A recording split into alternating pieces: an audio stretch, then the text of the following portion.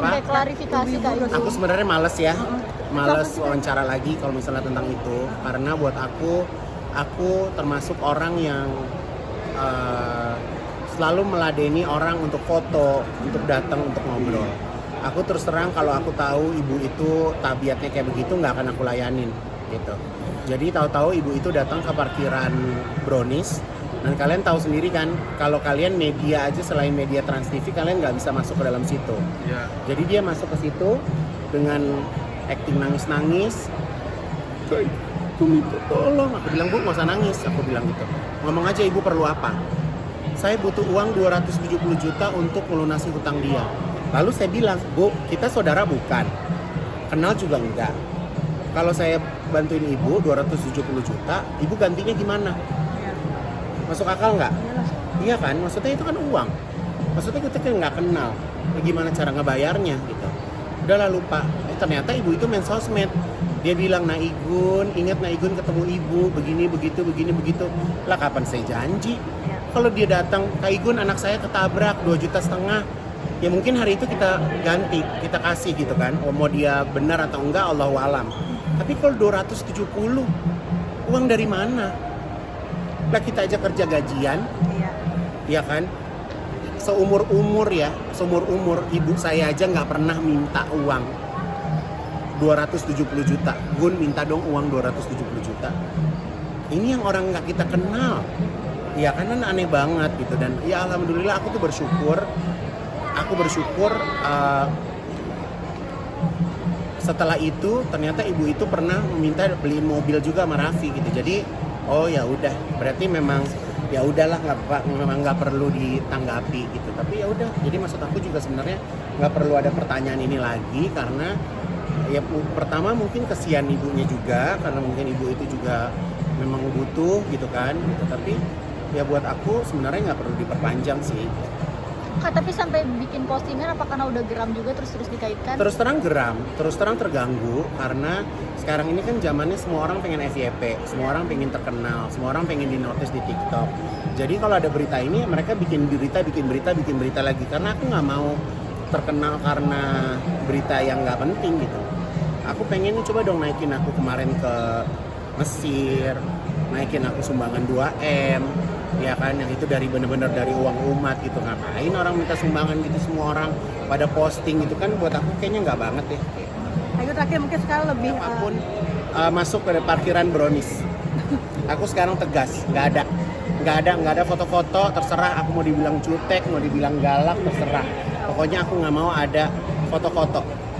Karena maksud aku kita udah berbuat baik, masih aja disalahartikan gitu loh. Jadi buat aku jadi kayak serba salah kan gitu, karena kita bukan dinas sosial, bukan dari bank yang bisa kasih pinjaman gitu kan. Masa kita mau semalaikat apa sih sebaiknya sama orang untuk bisa ngasih pinjam segitu banyaknya gitu kan. Aku rasa nggak ada ya di dunia gitu. Kak, terakhir mau ditambahnya umur, mungkin tadi Kak Igun bilang pakai sepatu aja yang ringan karena mungkin ada sakit-sakit tubuh atau seperti apa sih Kak Igun? Nggak ada, karena kan kalau misalnya biar wudhu biar apa, bukannya biar copot aja. Sampai sekarang juga masih pakai yang enteng-enteng ya Kak Igun? Iya, ini karena janjian kemarin belinya barengan sama temen, jadi hari ini dipakai. Ya, aku mau nonton hitam. Aku lagi pameran fashion instalasi konsepnya hitam, jadi ya udah bajunya hitam aja gitu. Tapi sekarang lebih simpel gitu Kak Igun mungkin semenjak Lebih simpel. Ya sebenarnya aku tuh pakai baju apa tergantung dibuatin sama anak-anak di butik sih gitu, karena baju aku kan semuanya buatan sendiri, jadi apa yang dibuatin ya aku tinggal pakai. Apa lebih nggak mau ribet nggak sih Kak sekarang?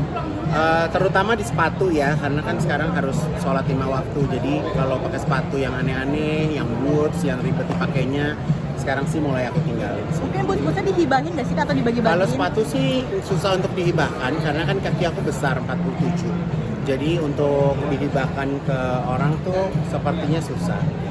Dulu kan serba gonjreng, serba bling-bling, sekarang tuh lebih Ya, kayak BNW ya gitu Kak mungkin Igun. dengan bertambahnya usia ya, insya Allah jadi lebih nge-tone down.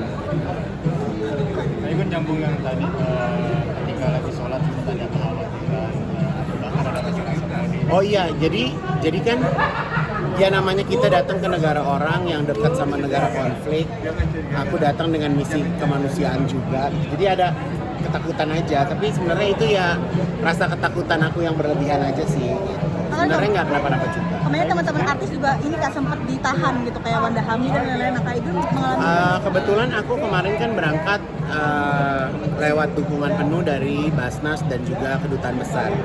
Jadi aku karena aku besar dari keluarga diplomat, papaku seorang diplomat, jadi aku tuh memang mau pergi ke satu negara, apalagi ke urusan dengan konflik negara, aku maunya tuh bentuknya seperti kunjungan diplomatik. Jadi harus jelas, harus nyaman, harus aman gitu kan. Jadi kita didampingi penuh dari kedutaan, ada teman-teman dari Basnas. Jadi setiap kita mau kemana itu semua sudah terjadwal dan aman gitu. total berapa ribu bantuan Kak? Kalau berapa ribu bantuan nggak aku hitung, tapi yang jelas sumbangan yang kita berikan 2 miliar rupiah yang kita bagikan lewat saluran air bersih di Gaza, terus makanan jadi dan juga makanan kering. Jadi makanan kering itu kalau dihitung di uang Indonesia itu kurang lebih 500.000 rupiah. Jadi itu ada pasta, ada beras, ada mentega, ada ikan tuna, ada saus tomat, ada susu kental, pokoknya banyak deh, dan berat tuh kayak satu itu tuh hampir 5 kilo. Kak, mungkin ada Jadi- CSR sedikit nggak sih dari mungkin usaha-usaha Kak Igun sebagian CSR? Jadi itu sebenarnya sebagian- kemarin itu berangkat kan aku sempat buat event namanya Love Hope for Humanity di Margo City Depok. Aku ngedesain 18 kerudung manja dan 18 kerudung tersebut dijual di harga 279.000. Dari keuntungan penjualan tersebut dapatlah angka 2 miliar dan itu yang kita sumbangkan. Kak Igun sekarang banyak melakukan aksi kemanusiaan. Apa itu salah satu bentuk dari pendalaman agama Kak Igun, dan apakah Kak Igun tipikal orang yang sudah mempersiapkan hari kematian? Buat aku sekarang pesan aku sih harus mempersiapkan kematian ya, karena kalau kita lihat Senin sampai Jumat aja udah cepet banget, udah Jumat lagi. Kalau kita hari-hari nggak ada ibadahnya, nggak ada ingat Allahnya, nggak ada, ibarat kata kalau kalian dapat gaji nih dari perusahaan, terus gajinya habis dipakai aja, nggak disimpan buat kemudian hari, kalian nggak punya apa-apa gitu kan. Jadi buat aku alangkah lebih baiknya kita ada persiapan. Salah satunya masjid mungkin yang lagi dibangun. Patahan Masjid Basnas. sekarang lagi dibangun di Pondok Cabe, alhamdulillah udah masuk 30%, sudah terlihat lantai 1, bulan depan naik lantai 2, insya Allah Ramadan udah bisa dipergunakan. Berarti ini masih ke 3 tahun